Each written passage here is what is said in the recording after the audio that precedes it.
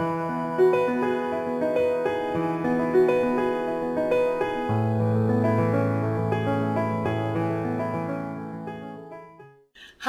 my name is Jennifer Foxworthy, and I will be reading you just a few pages from my book, Tomorrow, My Sunshine Will Come, Memoirs of Women Who Survived Domestic Violence.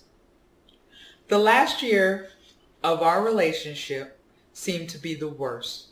Ray used my insecurities about my physical attributes against me. He would criticize all my flaws. He would call me ugly. He would criticize my crooked teeth and bald-headed, amongst other nasty comments. He said these things without batting an eye, smirking with an evil grin on his face. Again, my spirit had taken a beating and low self-esteem followed. When I would dress up, other men would compliment me. It would startle me, and I didn't know how to take it. According to Ray, I was the most unattractive person walking on the face of the earth. I didn't know much about domestic violence and knew little about how and why it happens. I had several friends and family members who were involved in horrible relationships, but I always figured it couldn't happen to me. I equated domestic violence to physical abuse, never understanding that there were emotional and mental components as well.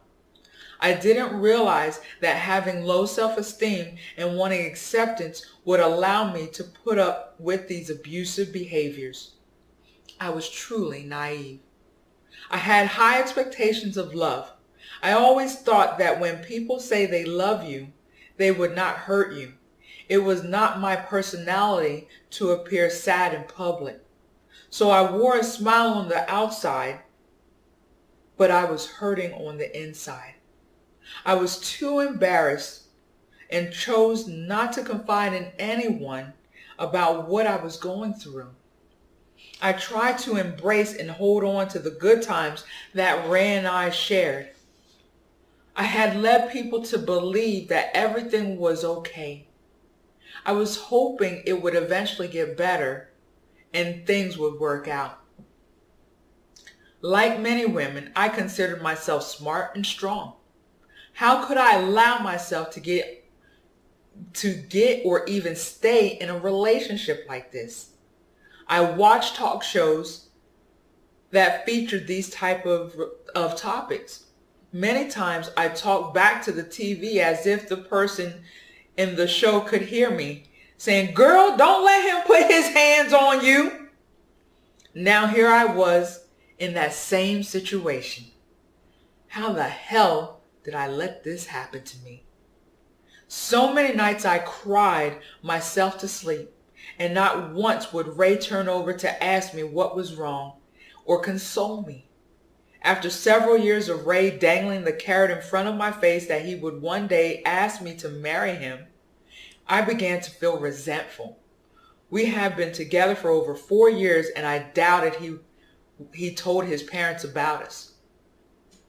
Yet I loved him, put up with his stuff, and knew I was a good woman to him. I figured that he would eventually see that I was good and change for the better.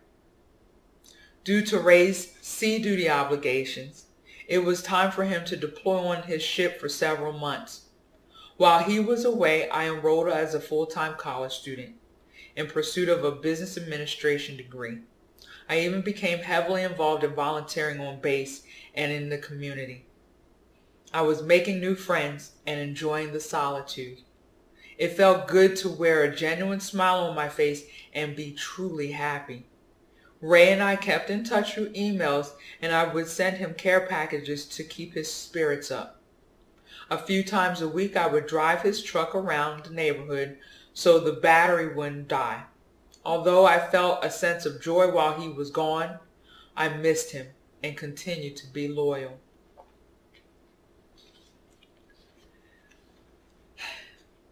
So often at night I would lie awake, pissed off.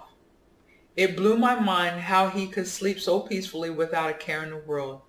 I cried so much that my tears stained my pillowcase. Although I tried to muffle the sounds of my crying, I knew Ray heard me. He ignored me and pretended to sleep. He gave me the cold shoulder and my feelings were hurt. Ray just didn't care. Upset, I would turn and glare at him as I thought of putting a pillow over his head and taking his life. Even though I wanted to hurt him, I recognized that Ray was not worth me going to jail. Clearly, this is not healthy and something had to give. It was approaching 2006, and with the new year, I was determined to make it a new beginning. No more foolishness from Ray and having low self-esteem. I was done drowning in my tears or giving my all to someone who didn't deserve it.